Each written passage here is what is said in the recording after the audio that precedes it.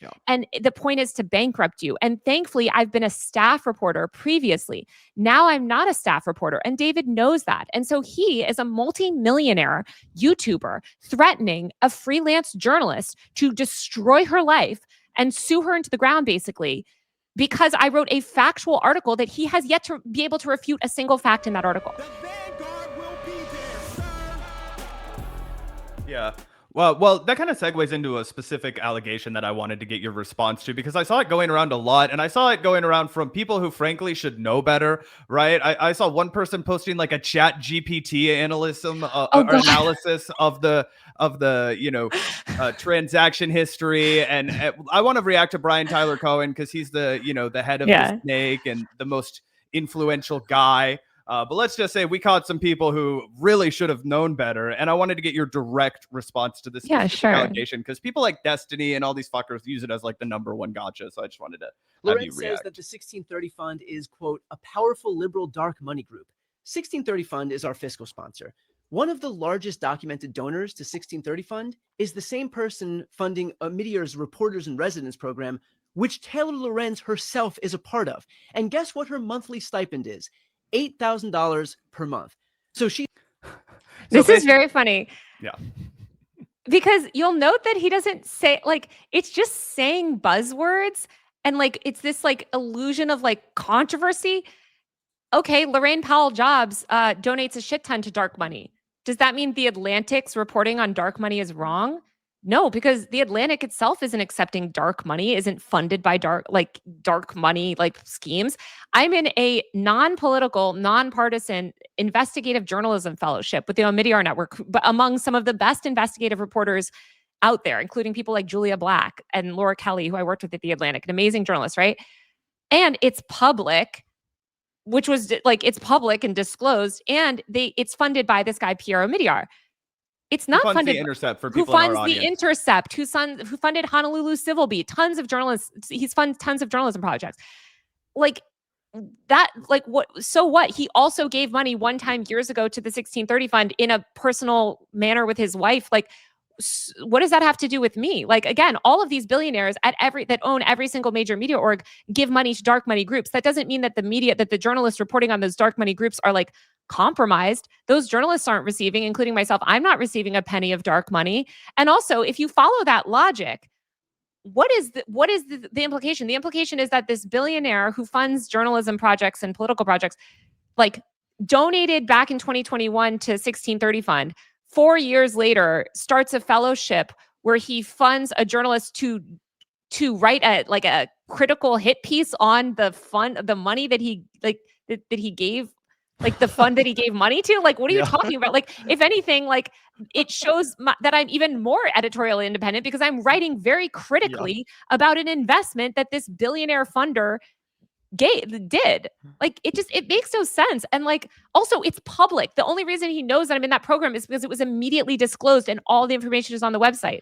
And the Omidyar Network, like, reporters program even had to put out a statement being like, these people are so stupid too, because dark money groups don't fund billionaires. Billionaires are rich. Billionaires fund dark money groups. Dark money groups don't fund billionaires. So it's not like Pierre Omidyar is getting all his money from 1630 Fund and putting it into journalism. Like, it goes the opposite way. He's a billionaire funding things. And unfortunately, billionaires fund our entire media ecosystem, which is part of the reason why I went independent. Yeah. Yeah, well, that's interesting. Can you talk a little bit more about that Omidyar program? Like, I'm assuming whatever it is, you're receiving some funds to support your work. There's no daily check-ins, are there? There's no, it's not a political. Like, that's the other thing. Yeah. It's not a political program. There's no strings attached. It's literally it's a few months long. I can't remember exactly how many months we are, but it's like from now until the end of the year. And you get a stipend every month for reporting. And it's to support investigative journalism, full stop. Right. And there's which you actually do. You're actually a journalist, unlike Brian Tyler Cohen, who's a fucking slot machine. And also, clickbait. I'm using this money to travel to, for instance, like a school district where I'm reporting on some civil liberties violations regarding these cell phone bans. Like, I'm hiccuping. My reporting specifically for Omidyar is about civil liberties and technology. And so it's like, it's to fund that work because nobody funds that work. And it's so hard for investigative journalists to like take on that cost because it's a cost losing endeavor to do investigative journalism. So yeah, not only is it totally open, you can talk about it. There's no NDA. They announced the program. Like it's totally transparent and it's not tied to dark money even in the slightest. I know where every single dollar of my income comes from. And yeah. Oh, sorry. Oh no, go ahead. I was just going to say that's pretty by the numbers, right? And to use another Piero Meteor funded, First Look Media in The Intercept, right? If I remember, Jimmy Dore used to go after them all the fucking time, right? But if you go to fucking The Intercept's funding model, right, you can see exactly how much everybody's paid. You can see exactly, it's all transparent. It's like a 501c, whatever the hell, you know what I mean? It's all transparent. It's a non-for-profit media organization. And I wanted to just get your thoughts because you made a really great point. There's this intentional misunderstanding of the different sources of funding that you can get as a reporter. And there's been a big lurch towards, you should be 100% independent. You should never take any money from anybody except for your audience. And what people don't understand about that is that leaves independent journalists who are actually doing investigative reporting totally in the lurch, right? Because what is... Also, I lost money on this story. Let's just be clear.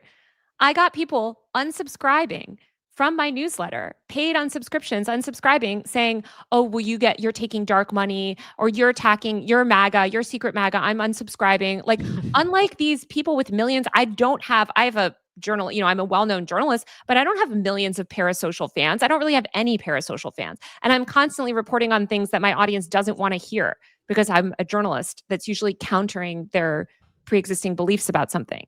So it's not financially lucrative to do journalism on the internet. Yeah, especially when you have fucking assholes like David Pakman threatening to sue you. Let me throw this up on screen real quick because this broke yesterday. Actually, while Zach and I were live, we were totally shocked and disgusted to see this. Thanks, Zach. As it says here, David Pakman is considering a defamation lawsuit against Taylor Lorenz. I've consulted with some of the top defamation attorneys in the country. Lawyers who have won some of the largest verdicts, I think, in U.S. history. Again, continuing the Trumpian language. Some of the best lawyers in the world. They're going to represent me. And then he adds that, he's not litigious by nature. Also in the same video, he pretends to not know how APAC is pronounced, which is fucking hilarious. But what was your response to this? To what degree? Is there any other example of someone like David Pakman successfully going after a reporter for exposing? Look at what I've dealt with. I've been sued for defamation multiple times over.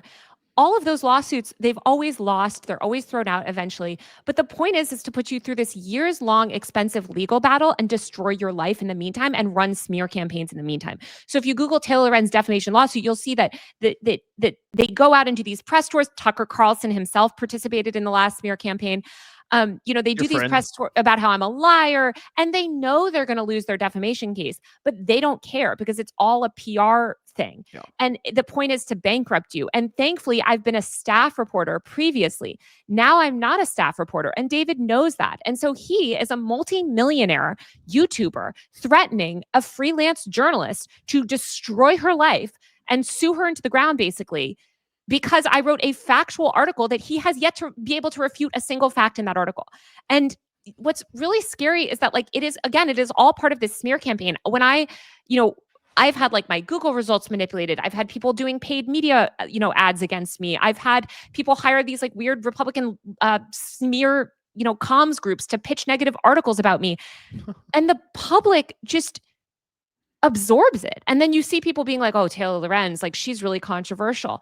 And that has also made it so that I can't do brand deals. I have Delete Me as my brand partner. I love them. Shout out to Delete Me. But I can't get the sponsorships that someone like David Pakman can get because I am targeted in these crazy 17 ways. Ad sponsors, by the way. He's making millions. And I am literally a freelance journalist that's thank God I have this fellowship going for the rest of the year, but I don't know what next year is going to look like. I am relying on subscriptions. I am relying on people subscribing to my Substack. But then again, people subscribe to my Substack and Patreon and they expect constant updates. And I can't always give them that because I have to spend a couple weeks chasing down a story or dealing with legal threats or whatever. And then people unsubscribe because they want that constant update. And it's not a great model. And I've written about this, by the way, extensively for years. Well, we're going to get into more of that in a second, but I did want to also ask you, you talked about the origin of this reporting, how you kind of went down this road and what got you interested in this subject matter. I can't imagine that you were anticipating this level of backlash. But I was just like, what the fuck? And it hasn't stopped. People are still, especially the people that have been exposed, they've been like contorting themselves into this total panic, acting way guiltier than they should be if they're as innocent as they claim to be. So I guess, were you expecting this level of backlash, some of which we're going to get into and react to in a second with you? Yeah. So I cover the influencer industry, and I think people, and also not to like toot my own horn, but I've like broken so many big stories around influencers, and my beat is online attention. So like everywhere I've ever worked, this has been a thing where I mean, when I broke the story of Mr. Beast, labor, this was years before any of this came out on YouTube, like the sort of like labor bad practices that Mr. Beast was engaged with, or the story of Jake Paul's the sexual assault allegations in Jake Paul's content house, or libs of TikTok, like exposed, like just so many stories over the years I've broken and like really known that mostly, especially on the far right, like even my reporting on Charlottesville, like I'm like, okay, like they're going to throw everything at me and I am going to be dragged on the internet and that people are going to lie about me for like 3 weeks and it's going to be fine. This story was so shocking to me because I anticipated they would kill it. Like I had a conversation with Wired, and I wanted to write it for Wired because I knew that Wired is undeniably doing the best journalism on the internet right now when it comes to covering the intersection of tech and politics. Like hands down, they have Zoe Schiffer, Dave Gilbert, McKenna Kelly, like these are the best journalists in the country, in my opinion. So I was like so honored to be able to write this story for them. But I also knew that like they've dealt with so much scrutiny. Like they did all the main reporting on Doge, and so like they know how to handle like these high profile sort of stories. But I thought that the minute I reached out to Chorus for comment, which was weeks ago, and I reached out to them many times, that they would just call up the Washington Post and be like, hey guys, we have a story for you, and like get this like puff piece, which I'm sure like some Post reporter would be happy to write of like, Chorus announces new Democrat influencer funding initiative, and the influencers would be like, we're excited to announce funding, and basically like sort of kill my story by like pre-disclosing it. But instead they didn't do any of that. And I still don't understand why, like other than I think they might like really be interested in hiding their funding. Like it's very weird. And so once they sort of stopped replying, I was like, okay, like, they've done some dirty tactics in the past. Like the last time I reached out to them for comment for an earlier story months ago, they sent this like blast to all these creators in their network saying that like I was a reporter with bad intentions and all this stuff. So they've played dirty Trumpian, for a while. Right? Like, it's 100%. It's Trump playbook. And you know what else? They did one other thing out of the Trump playbook. They didn't respond to my request for comment. And then the minute the story went up, they sent a request for comment, knowing, of course, that we would include their comment as journalists do. And then they tried to like frame that, or like the influencers tried to like frame that as like a correction, which is actually hilarious. And that is something that the Trump people always do. So yeah. And the personal attacks and the lies and the conspiracy theories, like it's just MAGA 101. That was what was making me lose my mind on Twitter that day. It was like everybody had lost their basic media literacy and everybody was saying, there's a retraction. And I was like, no. These people repeatedly declined a request for comment. And then as basic, this is us, we were getting in the trenches on, what was this, the 30th of August. But it's like, yeah, update August 28th. Like they finally responded to requests for comment and nothing is corrected. And what you guys were exposing, it makes sense. You described it as a control freak problem, right? Because they had to get permission if they were going to criticize any other Chorus contributor, which is to two of guys like us. That's pretty crazy. And get permission to interview a candidate. It's like, if you're going to get a candidate on your show, you have to then go through another level of bureaucracy. And this is under the veil of like independent media where there's nothing independent about it. And, you make a lot of strong accusations. And one of the things that I think I've seen a lot online of people trying to use as like a gotcha or, some side of like a way to debunk it is like, oh, you guys didn't publish the contract, right? Like Wired didn't publish the contract, but the clear attribution is, quote, according to copies of the contract viewed by Wired, right? So you guys have a copy of the We have many copies of the contract. And not only do we have copies of the contract, as the story makes clear, we have Zoom call recordings. We have the screen recordings of the group chat of all of these influencers discussing the contract. We have internal company emails. We have contract negotiation emails. We have the draft contract. We have We have everything. Like we have so much. And we spoke to multiple content creators in this program who signed this contract before the story came out. So, I think that there's this like receipts culture. And I do think that this is like YouTube brain where they're like, and this happened with Jimmy and Mr. Beast too. Cause like I reported on Jimmy's, Mr. Beast's, bad labor practices in the New York Times in a cover story for the business section for the New York Times. And all the YouTubers circled the wagon and they're like, well, she should post the NDAs that he's making people sign or whatever. And it took like basically years until the actual people like started speaking out themselves on YouTube for people to even believe my story. And, I think it's like what people don't understand is they don't respect journalism and they don't realize that these sources don't want to be outed. So again, we spoke to people within this program who reached out to us in part because they were uncomfortable with the terms that they were being asked to, adhere to per the contract or sign rather. So, yeah, I mean, we can't post those. They are potentially watermarked by spacing.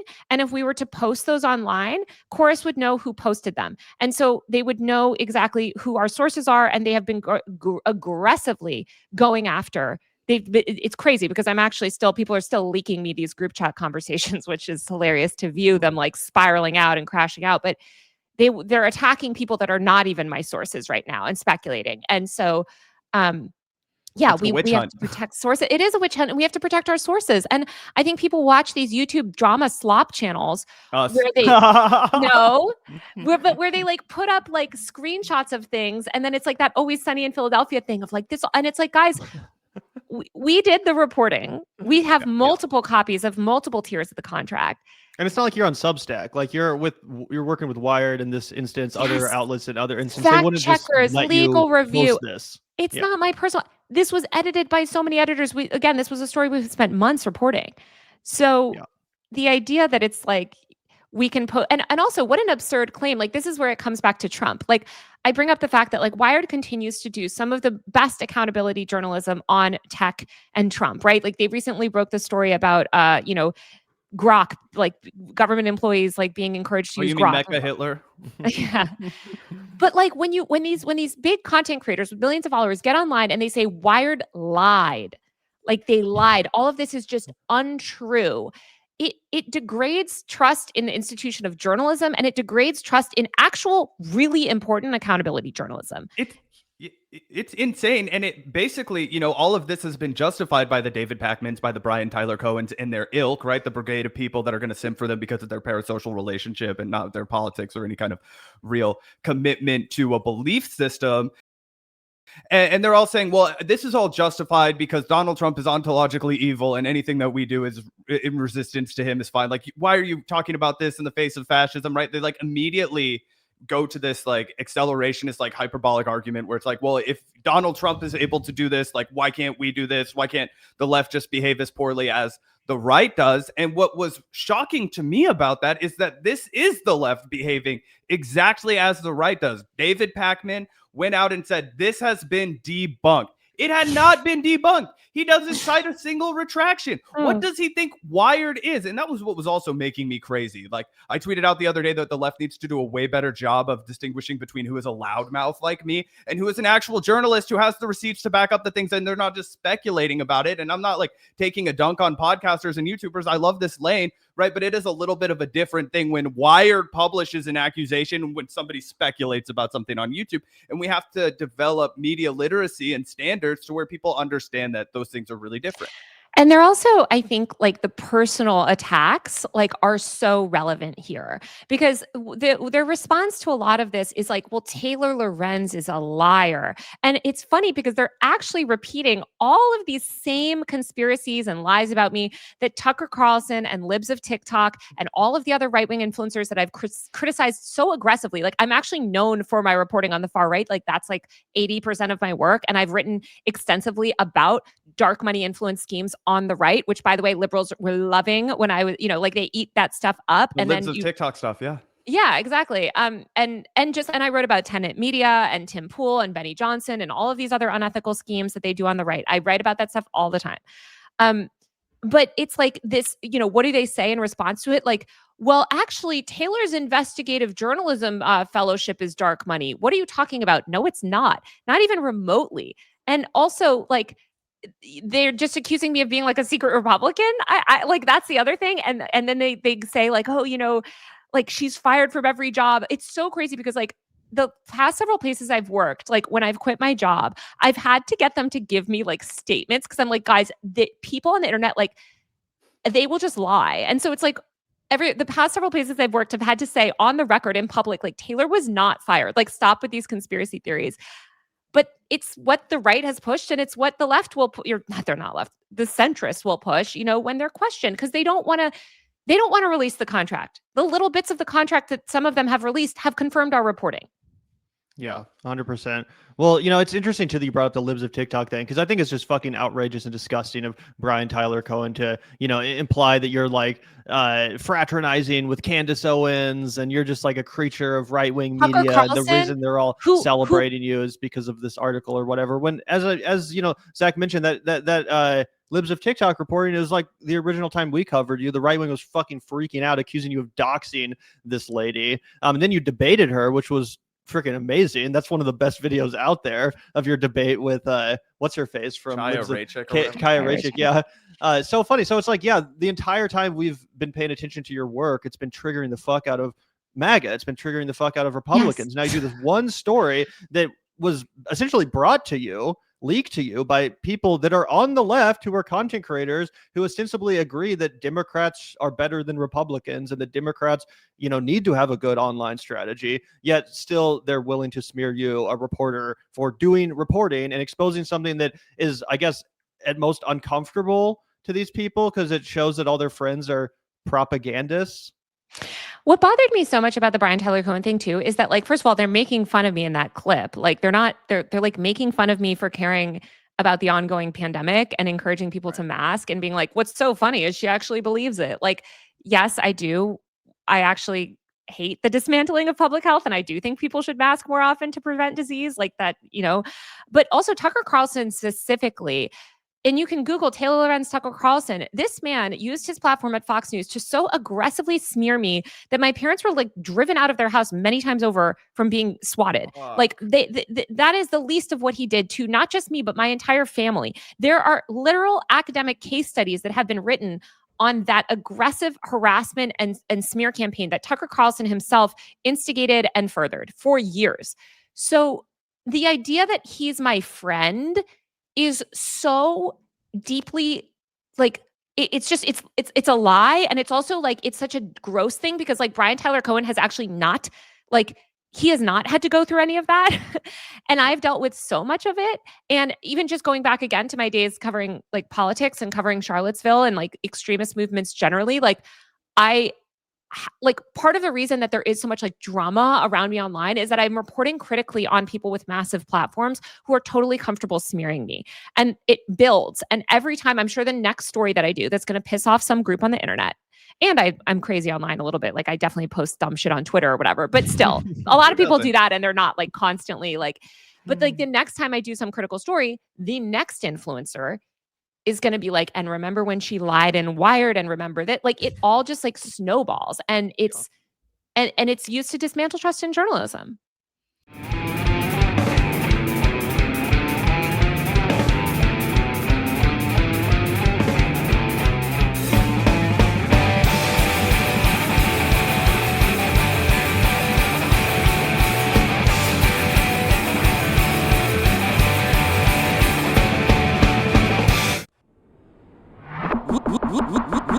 Look out the door if you hear an ambulance. The Vanguard will be there, sir. The Vanguard will be there, sir. The Vanguard will be there, sir. The Vanguard will be there. Be